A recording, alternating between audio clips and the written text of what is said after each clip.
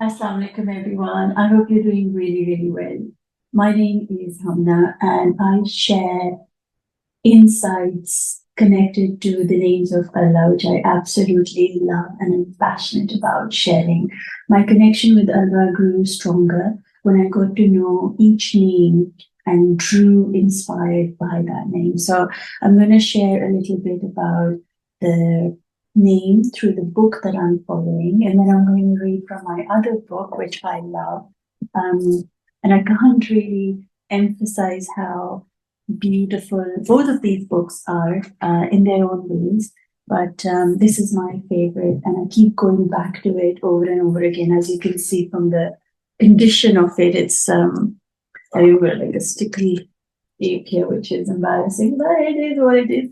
I just love the names of Allah, and whatever book can bring me closer to them, I just kind of go and snap it. So when we know who Allah is, then we automatically connect to Allah at a very deeper level. It's not just something where you worship God or you worship Allah or La ilaha illallah Muhammad Rasulullah. But when we understand the La ilaha illallah Muhammad Rasulullah through his names, our consciousness expands. We become almost in the presence of Allah all the time.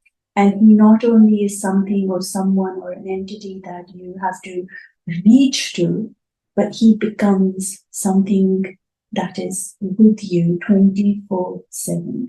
And like I said, the more you get to know Allah through his names, the more you are so passionate about the names, and they really pull you in. So today's name, as I'm following this book, and we've done the Allah itself, the first name that this book has. I'm following the sequence of this one, but I'm going between the two books to bring in the explanation and how the session works. Just if this is your first time attending, how the session works is, in the first part, I'll read a little bit from the book about the name.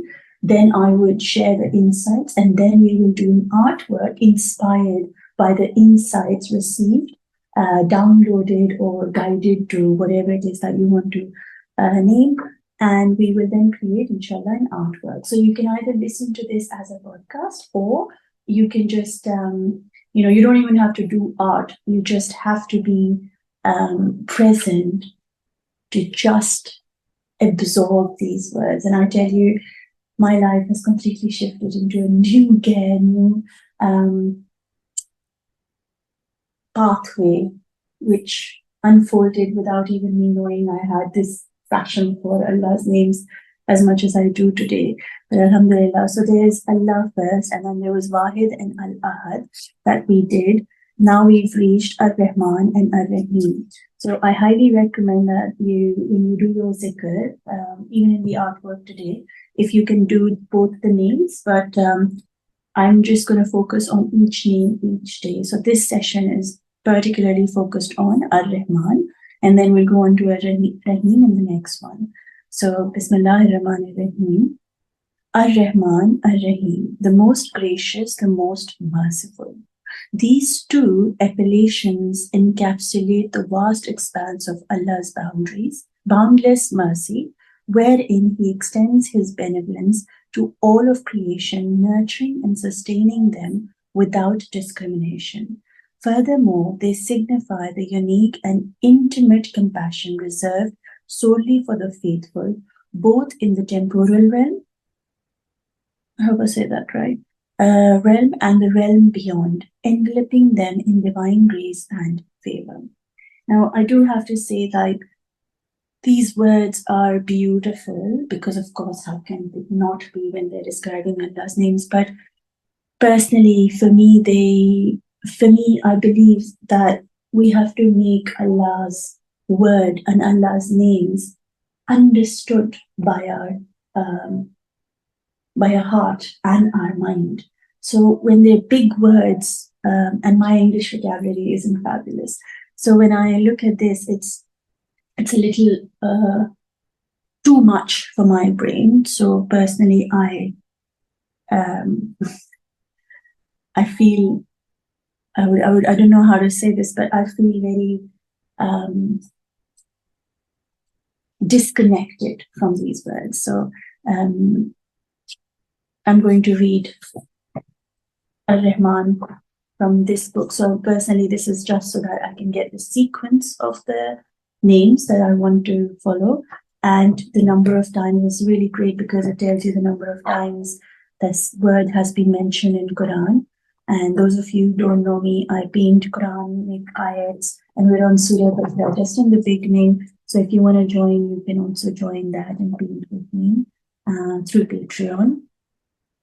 So Ar-Rahman in this book says, Ar-Rahman is endless love. It is the infinite, unconditional reality of love. This is the name said in the Quran to be inscribed on the heart of Allah. In other words, God's essence necessarily includes this quality of love.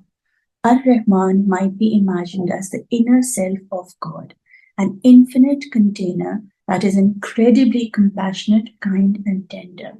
It is the sun of loving compassion that is endlessly shining. Ar-Rahman includes all the other divine names. It is the source of all. It is the gate that opens onto the God's quality and an inner secret of each other. The root meaning comes from the word Rahm, which is the womb.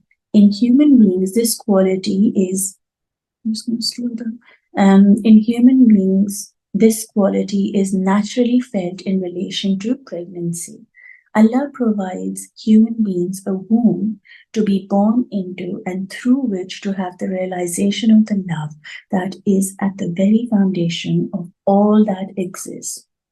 Invocation of Ya Rahman is a healing remedy for all who feel disconnected from God and for those marked by wounds of self-loathing. See Ya Rahim, with which it is paired in repetition. Now, one of the most incredible things about this name is that when Allah calls him Ar-Rahman, he's trying to tell us about his love for us, which is endless. And there is no give and take in Ar-Rahman. You can't give anything to Ar-Rahman. Ar-Rahman gives you all that you are in need of. So one has to, the more you absorb the energy of this word, of this beautiful name, you realize that that's the kind of love you've been waiting for all your life. And that is provided to you from the first breath to the last, and even beyond that.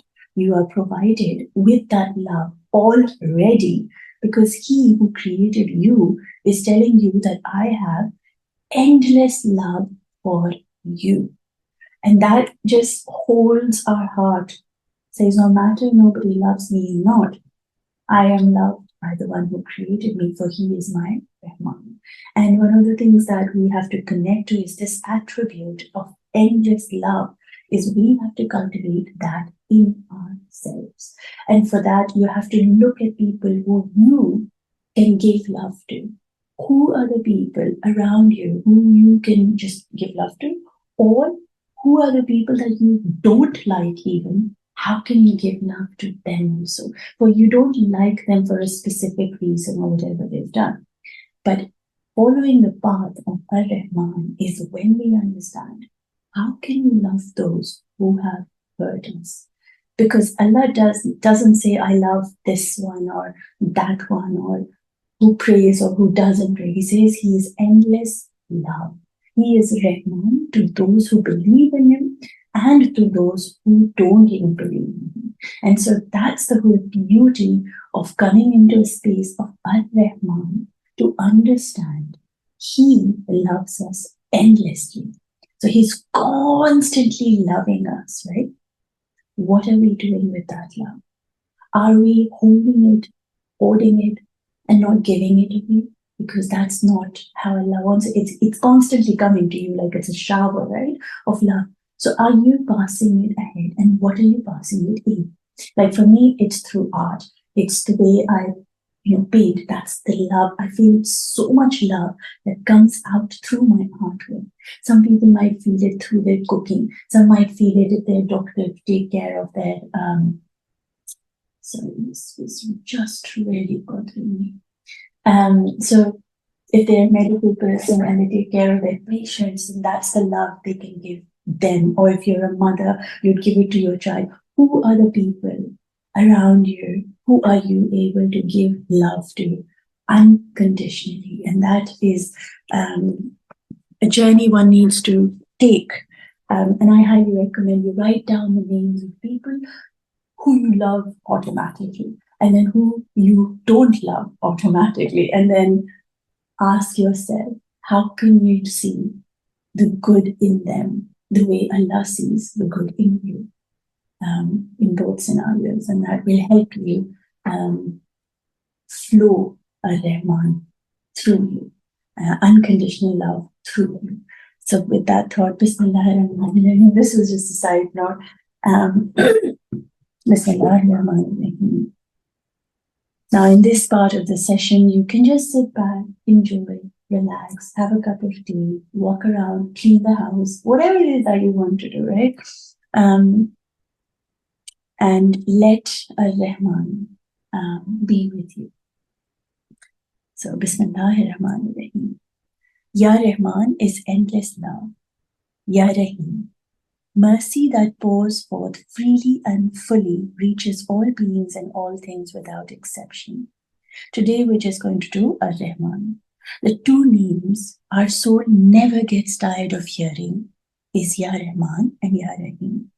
I've done I think I've done 2 sessions on these names already, and this is the 3rd one. I think one of them is actually still on my Patreon, so if you want to go check it out, you can. And I always feel like, what more will come out of this name again? What will be guided to, again to this name? Like what? But you see, every name speaks. It's vast. We can't just sit and absorb a Rahman in a session or in even a lifetime. So we could spend our whole life trying to understand a Rahman, and we won't be able to. That's the vastness of Allah, that no matter how much you try to get closer, it's like an ocean, an open sky, that you can keep flying, but you'll never be able to go through the whole thing. Because that's Allah, it's beyond us. The love is beyond us. The mercy is beyond us. So we can only get the perspective of the sky from where we are standing, but we can't see the perspective of the sky from the other side of the world, right? So in the same way, whatever we are being able to see off the sky or off the ocean, we have to be grateful for even just that. That also He chooses for us to be able to see. Otherwise, we would just have this vision, and the sky would be just our size. Can you imagine? That would be really depressing. Anyway, so Bismillahirrahmanirrahim. It is His love and His mercy the heart, mind, and soul craves for, because He created us like that. The need to be loved and forgiven by Him is above all of any desires that can satisfy a human being. The one thing that our heart needs, our mind needs, and our soul needs by programming of Allah, the way He created us, is these names. We crave for His love. We crave for His mercy. We might look around for people to love us, but they can't, because it is only His love that can actually feed or satisfy that part of our soul, because it is programmed that way. We were created with a craving of His love.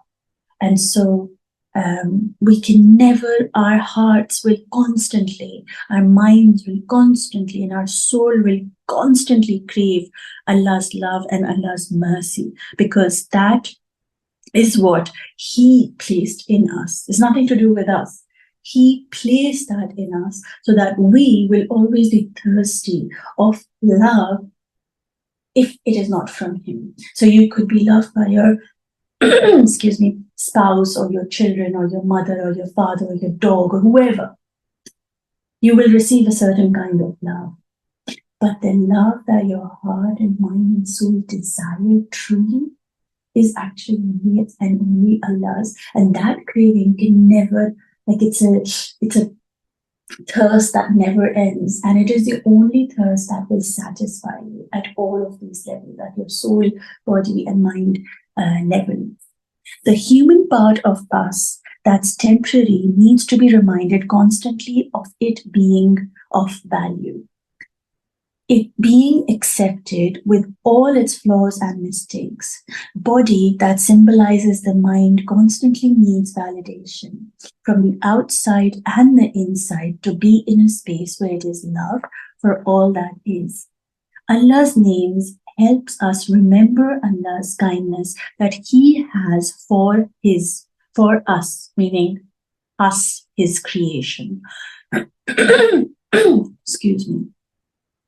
What this text is trying to say is that our body part, like the physical part of us, constantly wants to be valued. So how do I look to myself and to others? Like from the inside, I will need my validation, and I will always look for like validation from other people. Am I doing this right? Am I fitting in? Do I fit into the society? Am I looking good? All that sort of stuff. We constantly need, that's part of us. It's the temporary part, the human part of us, which is temporary, which is only present in this world, constantly wants it to be valued. It wants to feel valued. So our mind has a way of wanting to be better, to be smart, to be, to constantly need the validation that I matter. From the inside and from the outside, in a space where it's loved for all that is. Like I want to be loved for everything that I wear, the way I look, the way I am, everything, like my body. It's very physical, it's very seen. So I want to be seen. The mind always wants to be seen and validated from the inside and from the outside. Through this beautiful name, Allah makes us feel loved for all that we are. For how can He love us if we were not lovable? So what Allah is trying to teach us through this name, remind us, not maybe teach us also, is Ar-Rahman, the one who has endless love, created this body. Now, I have a need to get validation from outside, my parents, approved by my parents, pleasing my sisters, pleasing the family, pleasing the society, pleasing my spouse. I have that need in me, that somebody outside of me approves of who I am.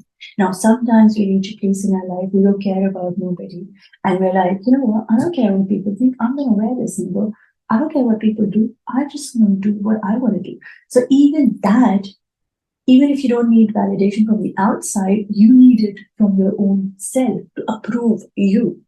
Whereas Allah is saying that I approve you. I value you.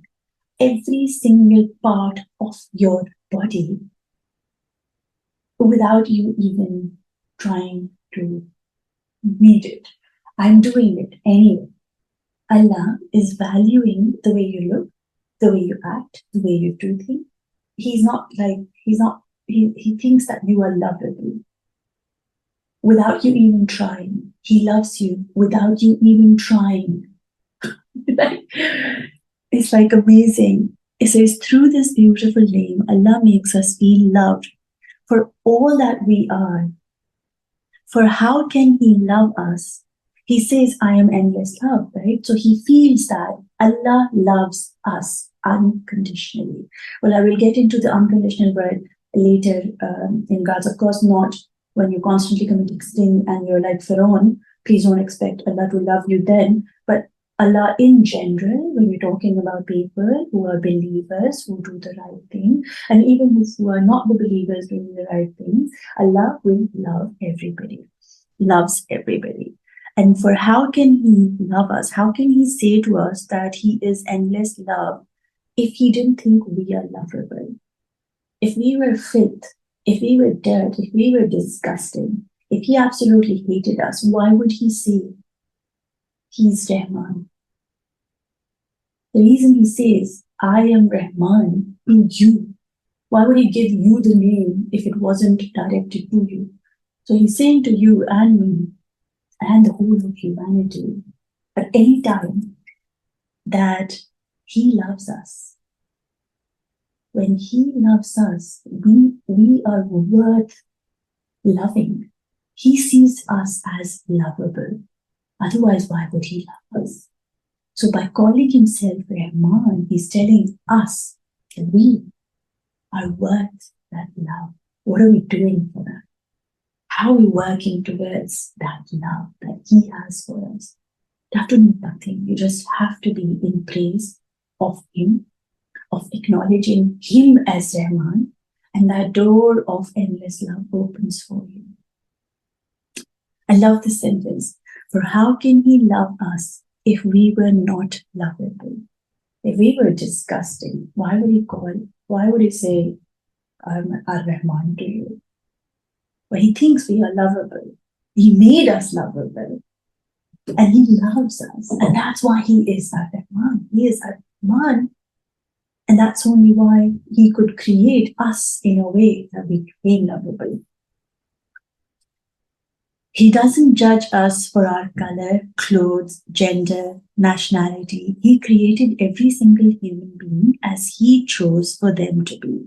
And through His creation, He tells us that you are my love. It is you for whom the whole universe, the stars, the moon were created, the skies and the earth were created, and the butterfly was created, the ant was created, the lion and the elephant all were created, so you and I could remember Allah through them. If that is not a sign of His never-ending love, then surely we are lost. Allah created the whole universe for you and me to stay closer to Him in remembrance of Him. By seeing the moon, we are reminded that He's telling us, don't forget, you have the light that is going to shine on you. Even on the darkest of night, to me, you are beautiful. For in you, I have my light. When we look at a butterfly, we see the life of the butterfly. It goes through darkness. Allah loves the butterfly when it's a caterpillar. Allah loves when it's inside the cocoon and in darkness and isolation. Allah loves the butterfly when it's flying and fluttering. And so Allah, through a butterfly, is telling us, you will go through stages of your life, which I am going to control how long you crawl, how long you stay isolation, how long you will be flying. It is all up to me. And it is my love that you are able to connect and see and learn from a butterfly. But the butterfly is our teacher. It's the way Allah tells us how to be strong in every phase of our life. Through the lion, He teaches us courage and grace. How the lion walks with certainty that it will catch its prey, how and when it needs to. When you see a peacock in the colors, you see beauty. Like you look everywhere and anywhere in all parts of creation.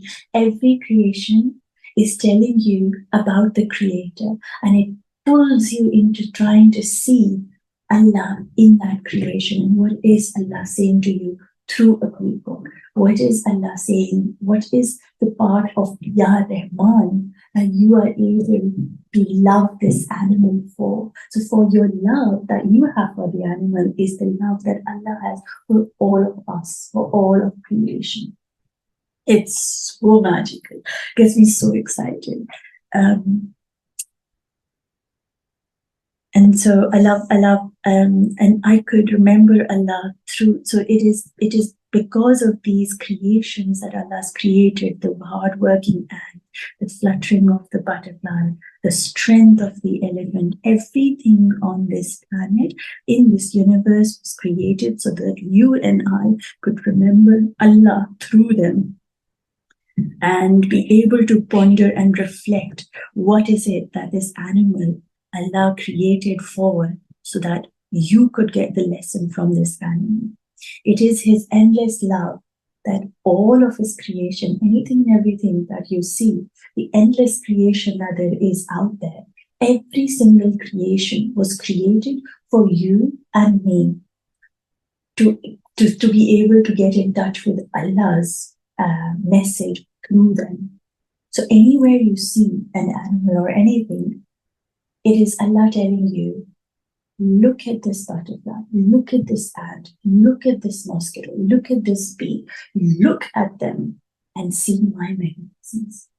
It is me being Ar-Rahman to you that you are able to see an ant that is teaching you something. So through the ant, He's telling you how to come closer to Him. Through everything, He's telling you He is Ar-Rahman. It is His love that you can see a bird fly in the sky. It is His love that you are able to look up at the sky even. It is His rahmat. It's His love that you are able to see Him, feel Him, know Him, hear Him through all this, the buzz of the bee, the thumping of the elephant's foot, the wind that blows. Every single thing you couldn't hear, you couldn't see, you couldn't touch, you couldn't feel if He didn't want you to. Now, if He's given you all these senses, the five senses, it is through every sense He wants you to hear Him, to see Him, to feel Him. He wants us to never ever forget who our Creator is. And for that reason, He created all of creation. So through each creation, you are able to see His magnificence, His perfection, and His unmatching love for every single being He created. His love is not for you and me. His love is for every single creation. And every single creation was created so that you and I can learn from it.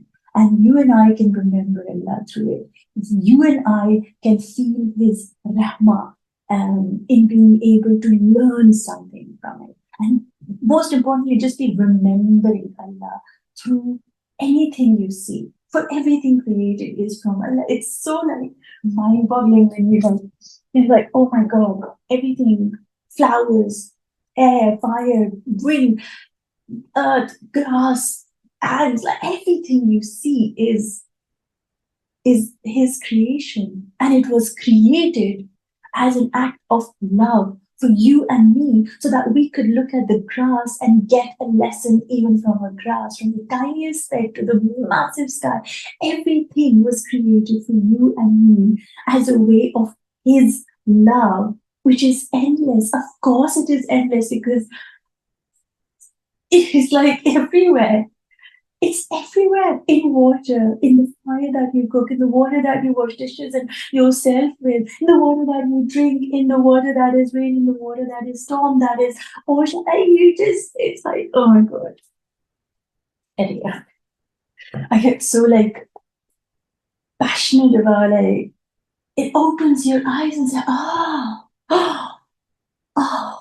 And so when you are in the space of Ar-Rahman and you understand all of creation was created for you and me to learn, to be reminded of Allah, those that you don't like. For example, for me, spiders. I'm not gonna lie, I'm terrified of spiders. Like, I can't handle them. I'm recently getting good at it to spare their life if I could really manage and they're far away, but I'm not great. Not gonna lie. So even those things or those people that cause us discomfort, anger, hatred, or whatever, feelings like not great, those people also are from Allah. And so in the space of Ar-Rahman, when you enter the space of Ar-Rahman and you observe it in your heart, you're like, even through them, I'm meant to learn something. And what is that learning is, of course, personal to everybody. He didn't create something and hide it. Everything is open for all to see and to have. Everything is available and visible. Everything is for everyone. That is Allah's love. He didn't say the Pakistanis won't be able to see the sky, the Moroccans won't be able to see the fish, or the British won't be able to access the mountains. He gave everyone everything and made it clear, open and visible for all, so everyone can enjoy and connect to his creation and be able to be in remembrance of Allah's love. You see, Allah wants us to stay close to him, regardless of where we were in Jannah or in Dunya, regardless of what space we are in. Allah wants us to be close to him. Now, when you understand that Allah is the one who created all of creation, and then the second thing he says is he's Ar-Rahman, which is endless love. It is in his creation, he's telling you, I'm sending you love through the butterfly. I'm sending you love from the strength of the lion. I'm sending you love from the giraffe's neck. I mean, just saying, right? And so I'm the one sending you love from all of and everything that exists. So, and it's not only for you, or it's not only for the Muslims, it's for everyone. His love is for everyone. There's no sex, gender, class, money, looks that matter. He loves us. He loves everything.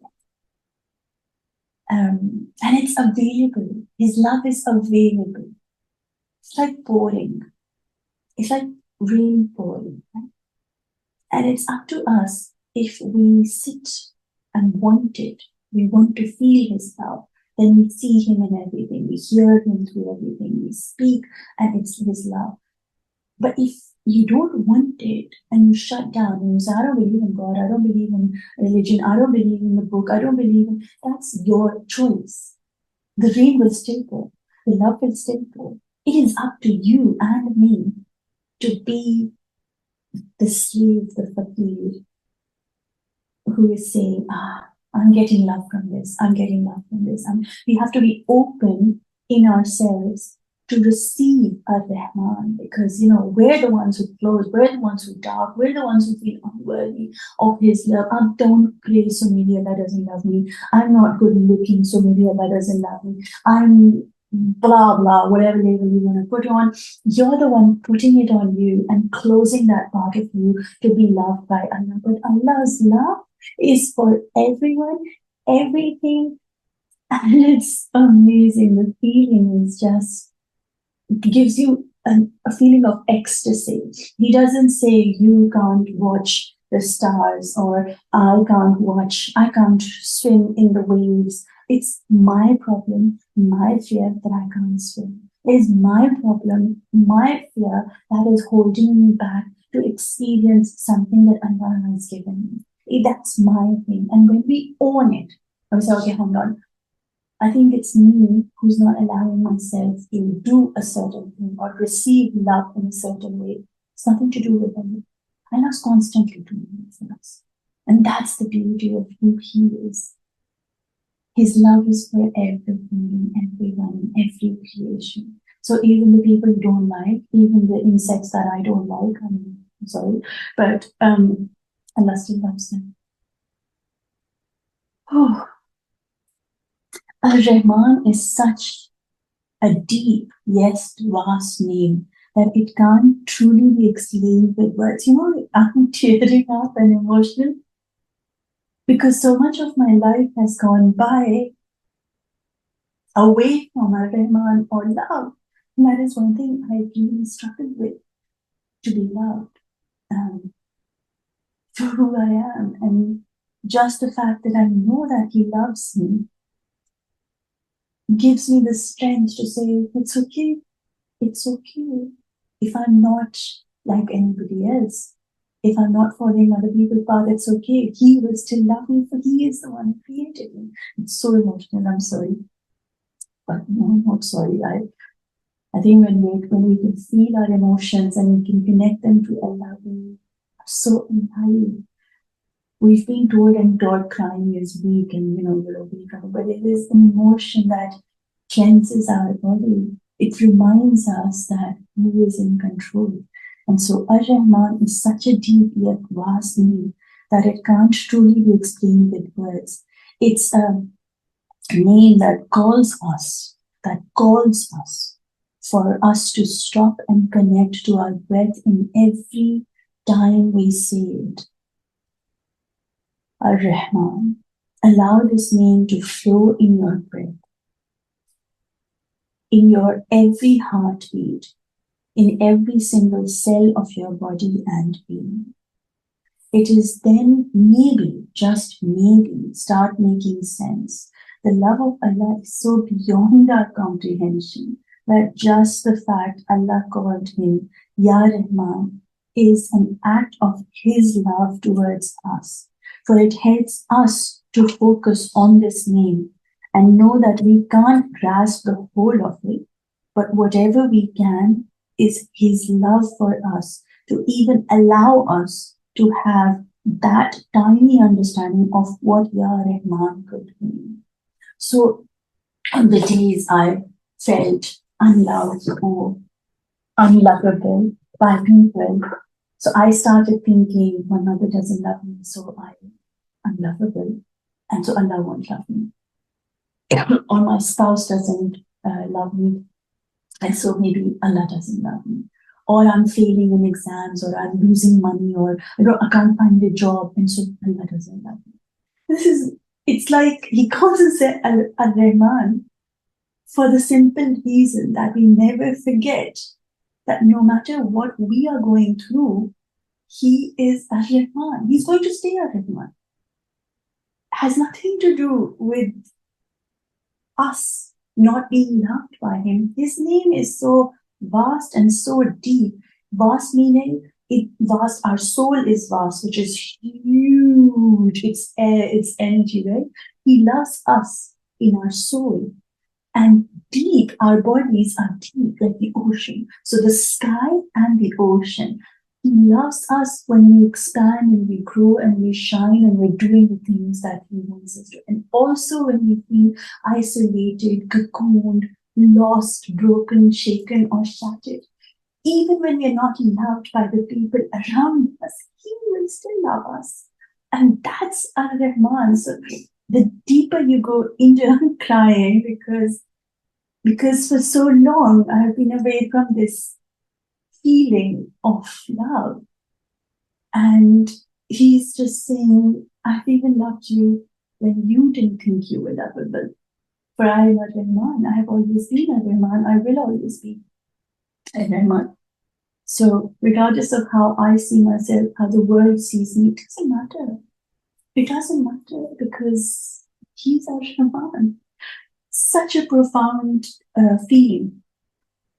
Ya Rahman connected to the space of creation. Ya Rahman is connected to the space of creation in the womb that holds the seed of love and light, and it nourishes it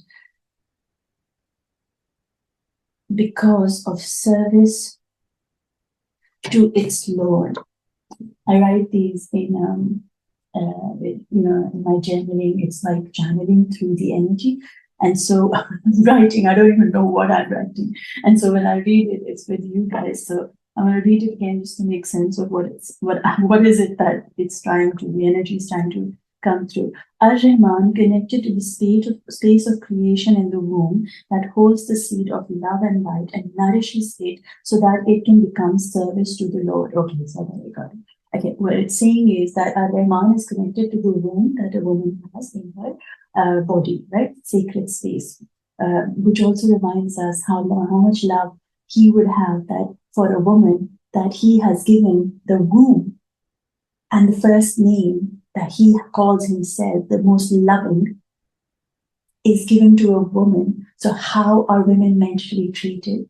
By ourselves and by the other people around us, by other men, by men in general, by society. And how do we how much How do we allow ourselves to be treated? We carry a womb, a space of creation. Creation was light and matter. They came together. So your heartbeat and your body. First is your heartbeat, then comes your body, then your mind develops. So see the sequence how Allah, mashallah, subhanallah, is telling us, first is your heartbeat. Value the heart, because I am in your heart, right?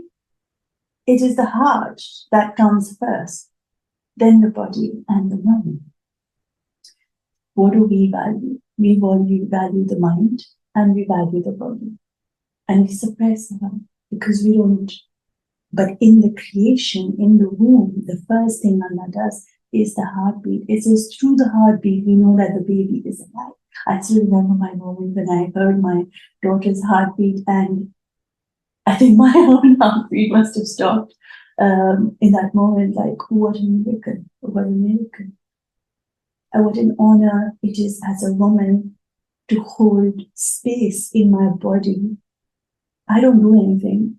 For him to create a space in my body where creation could happen, where the light, where his light, the room and the body become one, they merge. To have that space, to be gifted that space in my being, where the seed of love and light, which is his ruh, which is his light, which is the heartbeat, and the merging of it with the body, the soul merges with the body, and the baby is created out of that merge. It is his love for you and me, that he has this room inside your stomach, which is soft, gooey, so that the baby doesn't feel tight. It's not a squarish rock, it's not rigid with thorns. It's soft and gentle. So he's telling you the womb is a space I've created in you as an honor to hold creation, the process of creation, the love, the light coming together in your body and your mind. And so that's the merging of the two and nourishes it.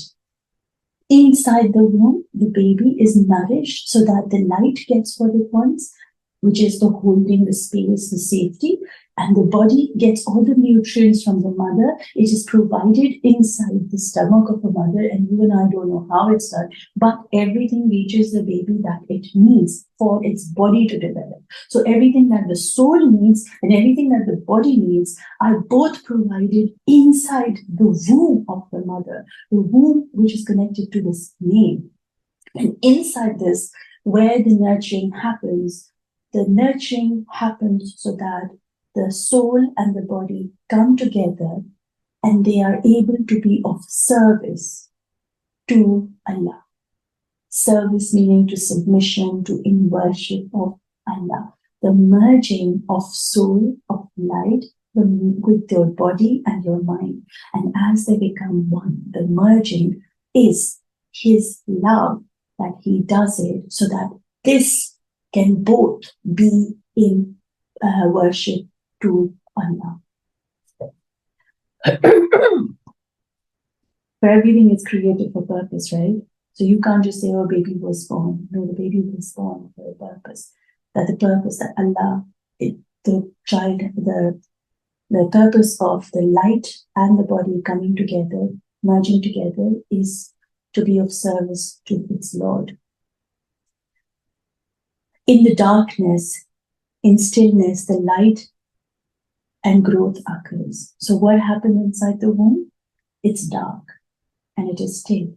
And it is in the darkness and in the stillness. So notice darkness and stillness. Darkness helps the light basically to shine. And in the stillness, the growth happens. You see, the deep and the vastness comes together. So darkness holds the light, and in the stillness holds growth. It is to remind us that no matter how dark the space, no matter how small the space for you to grow, light within you from him can never be diminished unless he wills it. And growth that he wills can never be diminished unless he wants to. So no matter how dark your life is, your light will always be safe because he wills it.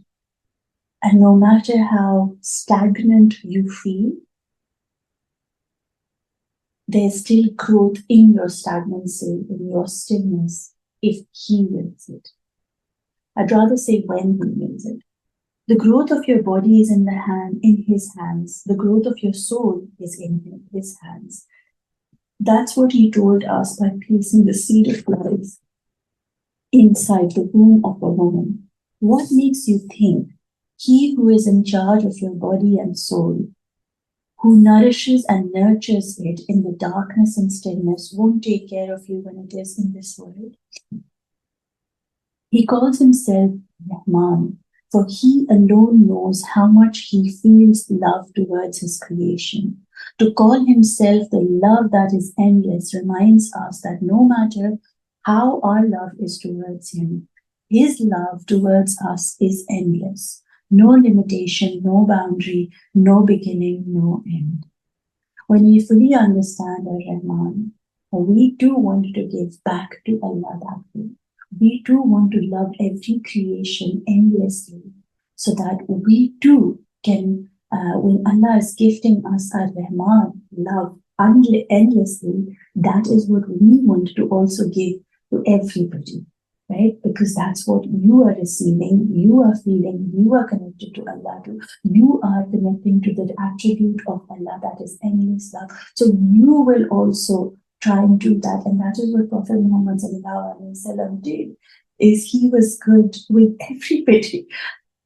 It's like that's our goal. That's what we have to aim at, to love without seeing what the other person is doing to you, because they're not doing anything other than what Allah is willing them to do. So they're just playing a role Allah wants you to see. And he, as Rumi says, he will make you love all of him through everything that there is. So to love a beggar, to love somebody who's a murderer, to love people who have committed any kind of zina, to love them, it's so hard.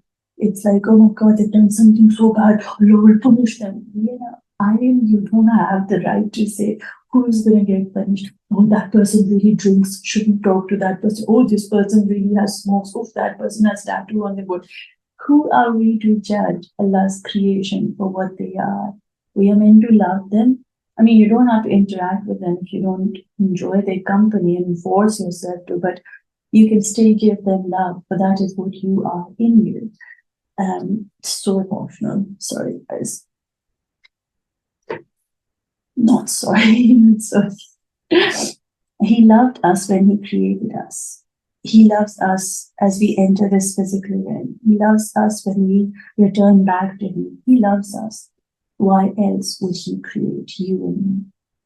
He tells us about his love for us through this name, and that also reflects something about the Creator.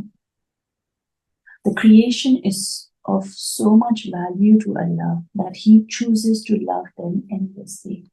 You and I are so valuable to Allah that he called himself a Rahman so that we can feel his love endlessly.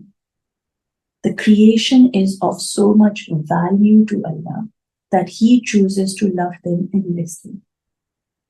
We, the creations, are always and forever and endlessly in a space of needing his love, his endless love, because no amount of love from anywhere and anyone can satisfy the love Allah has for his creation. The first point was his loving us makes us feel valuable.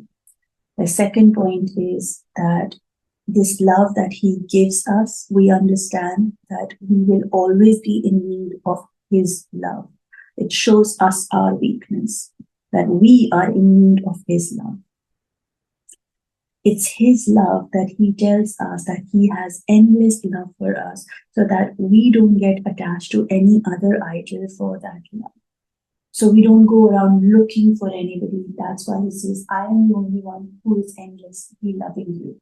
So don't go look around other people. Don't attach yourself to this dunya and the relationship and expect love from them. So he removes that attachment of wanting to be in sajda of any other idol.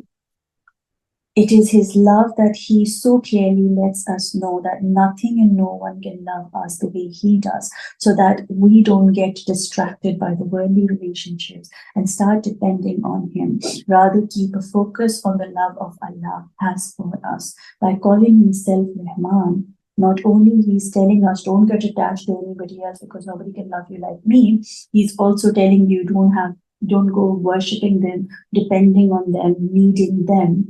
In relationships or jobs or whatever. So don't get distracted by other loves that you experience in this world, and know that mine is above all else, all other loves. It is his love that helps us not want to do things and take actions in our life that will be displeasing to him. And that makes us deeply God conscious, and we are always aware that he is all watching, hearing, seeing, and knowing. So we need to live a life, take actions that are not hurtful to ourselves and others in any way, or for every single being is his creation. When he says he loves you and me, and he says he's endlessly loving, he's also saying he's endlessly loving to all of creation. So you can't go around saying, I don't like Muslims, or I don't like Hindus, and I don't like Christian, I don't like Jains. He's telling you all of them are made by him. So you have to learn to love all, and be conscious of your actions and your words towards other people and your own self. How are you treating others? How are you treating yourself? Either way, you're meant to treat yourself and others with rahmah, with love, with at least trying to accept them for who they are. So you become very God conscious. As we become God conscious, we know that our return is back home, is back to home, which is with him. And so we do all we can to do things that will be pleasing to him here and help us in the hereafter. When we understand he's watching us, he's seeing us, and he's listening, our God consciousness develops and expands. We're very careful with how we treat others, but you also become very conscious that, hang on, I actually belong to Allah, so I'm going to be going back to Allah. So automatically, you not only think of this world and your actions here, but also understand the consequences of those actions when you are going to be facing Allah himself. So you become conscious of the dunya and you become conscious of your akhirah. It is his love that pulls us back to him, and he tests us so he can remove the love of anything and everything from our heart.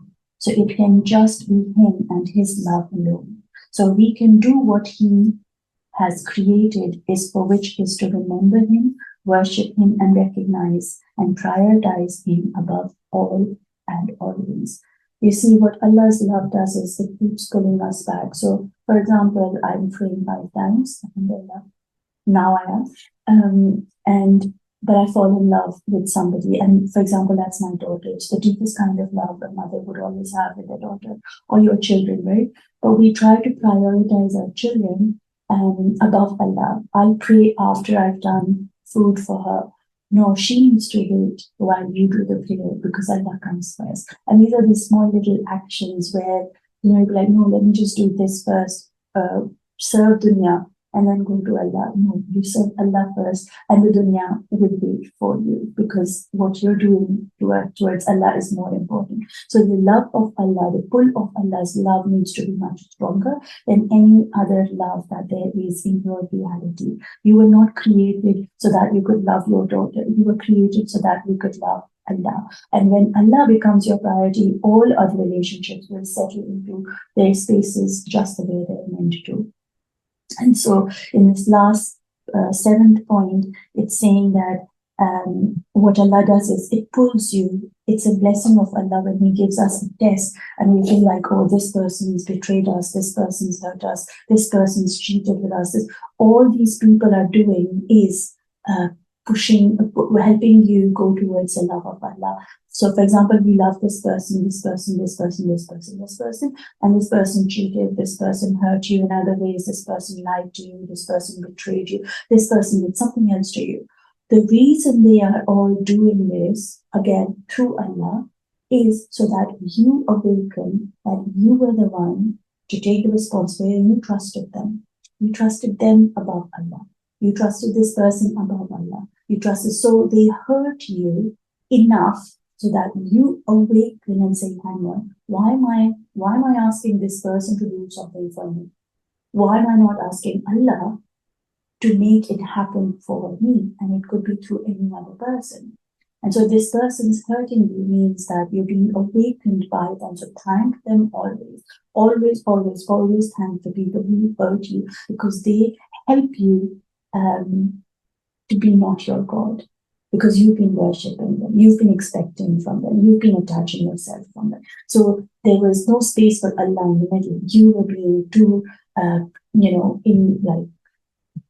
you were too attached to them. You were distracted that this is it. Whereas Allah saying to you, open yourself, leave it. So it's painful to remove them from your reality.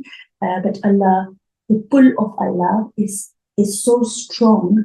It's so, when you turn towards Allah, the pull of Ar-Rahman, the love is so strong that it will remove all your attachments and distractions. And you will feel the pain, but they will wake you to the reality of what you are here to do. What is your purpose? The purpose is to remember Allah, to worship Him, and to recognize and prioritize. When you prioritize Allah, all of these people will either vanish from your reality or they will shift into a new role, which will be after Allah. To now, I'll conclude all the 7 points. There are 7 points. I don't know if I mentioned them here, but anyway, I'll conclude them to make them shrink as what is it that Allah is trying to tell us through this name, this one name. He helps us value ourselves by valuing us and calling us His creation. When Allah says He's Ar-Rahman to His creation, He is saying, I value you enough, so please value yourself also. That's what the name is about. He is showing you, He is valuing you, so value your own self as my creation. For He is calling you His creation. That in itself is Him showing Rahma, being Rahman on you. He chose to create you. And if He chose to create you, meaning He values you enough to be created. So please value yourself. That is number one that He wants us to remember. He values us, so He's asking you to value yourself. Tells us about need to want to be loved just as we are. The reason He tells us that He is Ar-Rahman, He's trying to tell us, try not to be somebody else. Be yourself, for that is how I created you, for that is how I value you. So be your authentic self. Number two, He wants us to understand that us about need. We have a need in us to be loved and to be valued. And we want ourselves to be loved and valued just the way we are. That is kind of like a need we have. So focus on trying to be authentic. Focus on trying to not lie. Be your true self. And that automatically tells you about what Allah is seeing in you. If you are truthful to yourself, you are being you, your real self. That's how Allah wants you to be. And He loves you without you trying to be something else. You don't have to be like Madonna, or you don't have to be like Steve Jobs, or you don't have to be like anybody else. Be your own self and He will love you just the way you are. So stop that neediness of wanting to become like somebody. Be your own self, be authentic, and know that you are loved just the way you are by your Allah. You don't have to ask anybody else to love you for who you are. You have Allah already loving you when you are authentic and truthful to yourself. The third thing is, what he reminds us through this name is not to be attached to anyone, anything other than him. He's telling you, I'm the one who gives you endless love. Is there anybody else who does? You're like, no. So then who do you need to attach yourself to the love that he gives you, right? So then you have to remember that not to be attached to anyone else. The fourth thing he says is, helps us to keep our focus on him. By telling us, I am the one giving you the love, I am the one showering you, where is your focus going to be? Are you going to go around asking other people to fill your cup? No, because you know that Allah is filling your cup. So you don't need to go to other people. It helps you to focus on him. You say, hang on, I'm just going to sit here. My Allah is going to love me. And you don't have to get distracted by doing other things. I'm going to do this. I'm going to do that. I'm going to try hard to be better. No, try to be in your own space, in your body, and connect to your soul and allow that soul to guide you. And you automatically will not be distracted by the outside world. The outside world is an illusion. So don't try to get distracted from the focus of your God. This name makes us God conscious, and so we are never alone. When Allah tells you, I'm all hearing, I'm all seeing, I'm all knowing, you automatically know that the CCTV is on you 24/7. So he's with you 24/7. So you're really never really alone. There is no sense of alone when you are with Allah because you constantly have Allah with you. When you have Allah with you, who's all watching, all hearing, all knowing, God consciousness develops and expands, and you just never feel alone. So through this name, he also tells you that you are never alone.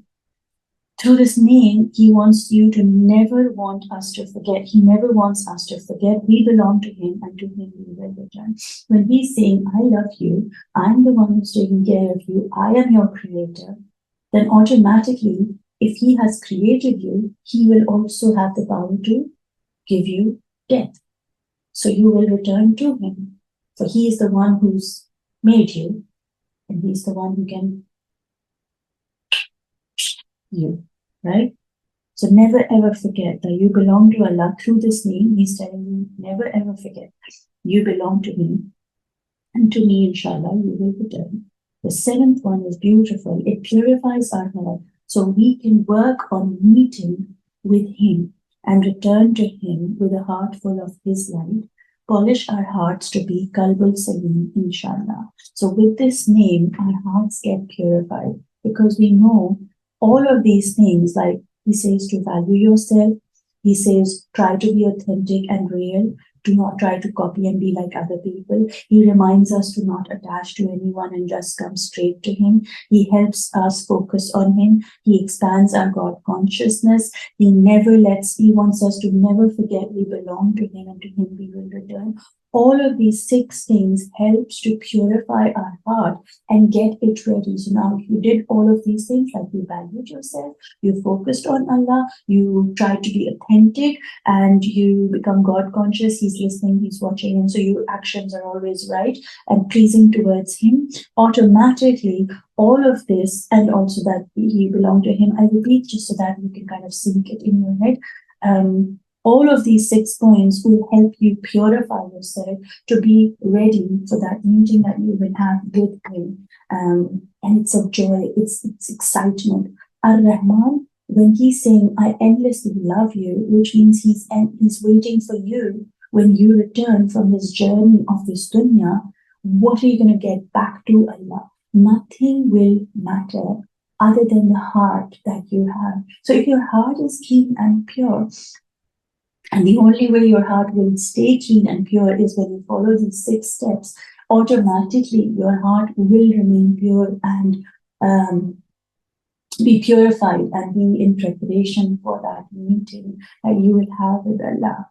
And may all of everybody who sees this video, doesn't see this, or you can pray and send out this warm Rahman light into this world and say to Allah, say to Allah, that, Allah, may please help every single human being to return back home to you with a heart that is pure and filled with light,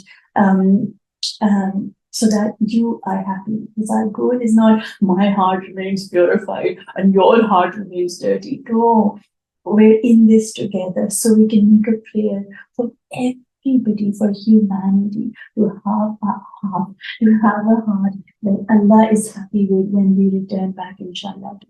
So I'm going to repeat the 7 things, because that's the whole idea. The retreat, the artwork that we create using these 7 will be from that. So let me just. His love teaches us, what does Ar-Rahman teaches us? To value our existence, to accept oneself as they are, to remember Allah, focus on what makes Him happy with you. We are never alone. Do good deeds to be rewarded for here and the hereafter. And the last one is, keep our hearts clear and focus on the light that you will need on the day of judgment, when you will meet Him. If you're too attached to the dunya, your heart will not be having light, it will have darkness. So the more you do these things, and I'll repeat it again, just so that kind of things you can write it down. You can rewind and go back and write it down. But, just to be in the flow, and you don't have to go back for, I'll say these things. If you follow these 6 steps, your heart will be purified for the day of judgment, inshallah. Number 1, value your existence. Value your existence. You are lovable by Him. Accept oneself as they are. 1 was value, 2 is accept. Accept who you are, where you are, how you are.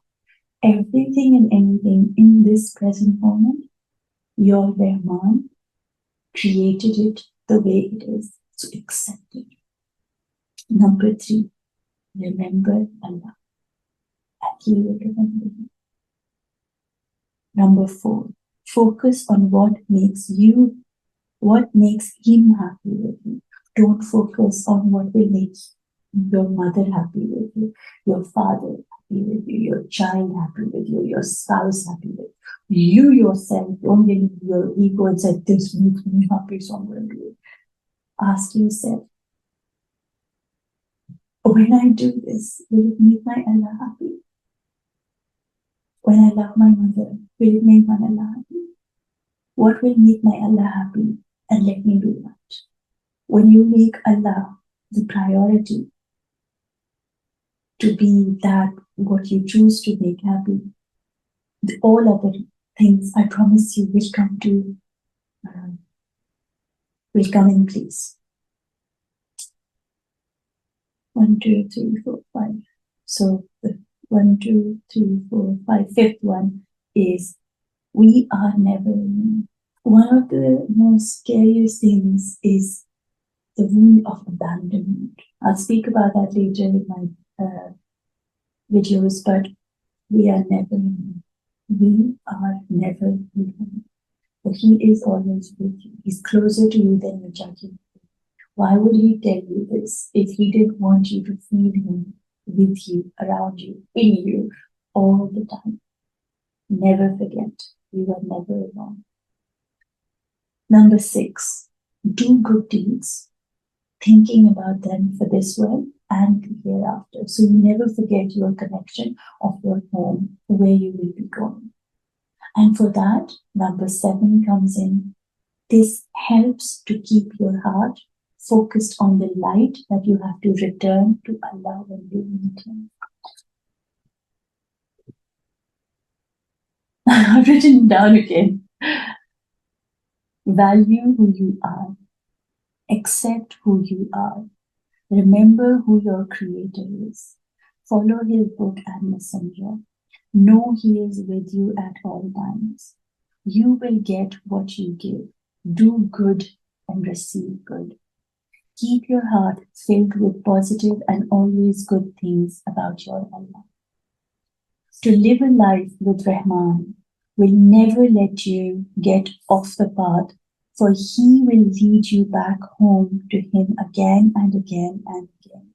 For He is the one and only who can love you, value you, accept you, and you are with all your flaws. He'll accept you as you are with all your flaws, your sins, your mistakes, and anything else you feel is not lovable in you. For that, what you find not lovable in you, only because He put it in you. And He wouldn't put it in you if He didn't think that that too is lovable about you. Please let this sink in.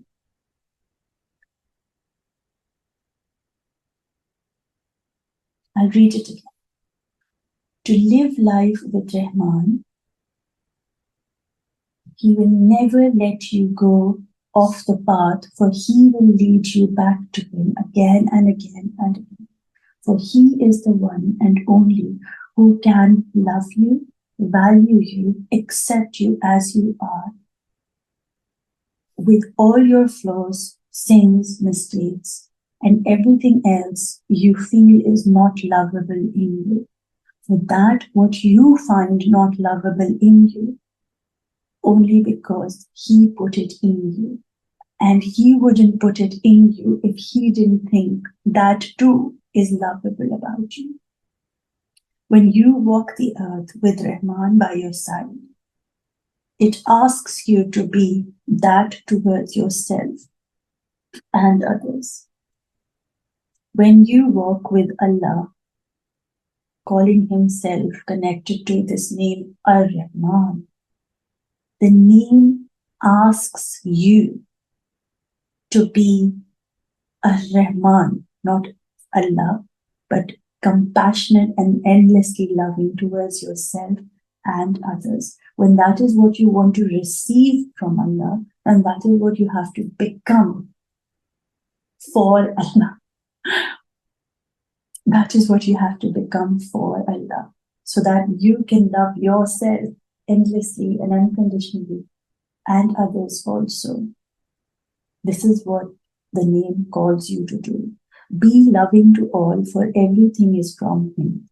For Him and Him it will return to. So always, always send out love to all you know and all you don't know. For we don't know who is in need of love, and through us they might receive love in ways they need it the most.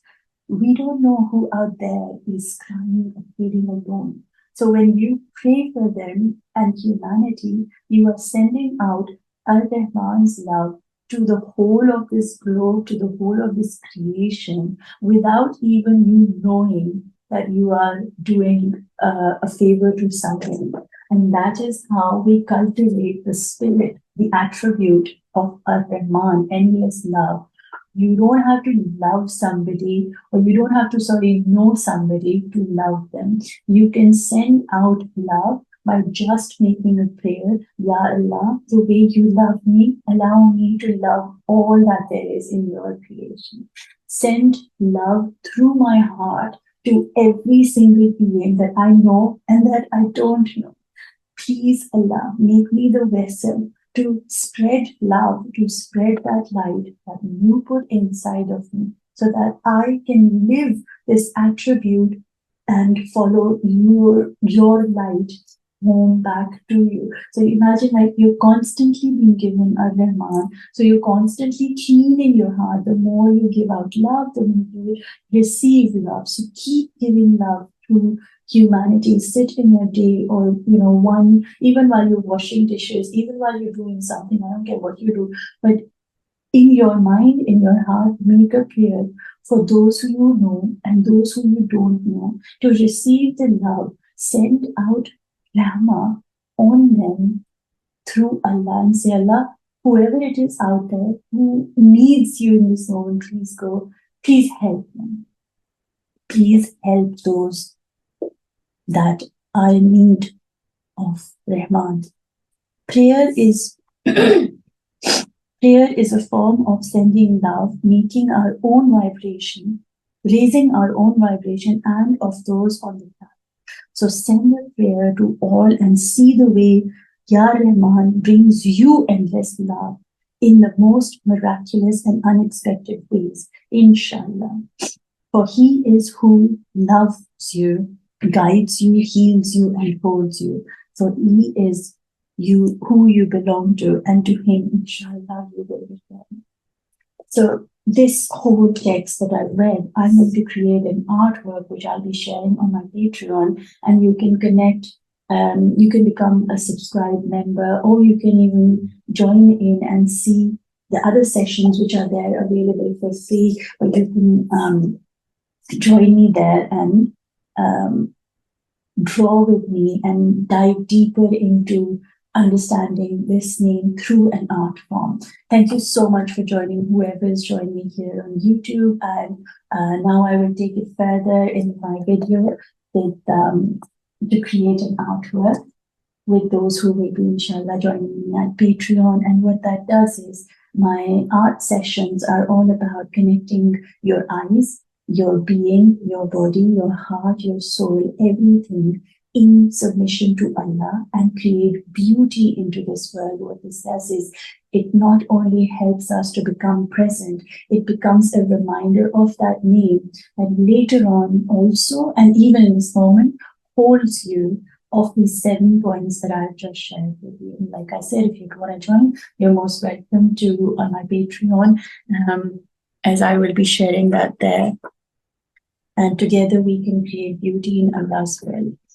So thank you so much for joining me, everyone. And leave me a comment, connect with me. You're most welcome to join my social media, send me a message what you thought of the session, and you received any insights that you'd like to share with me.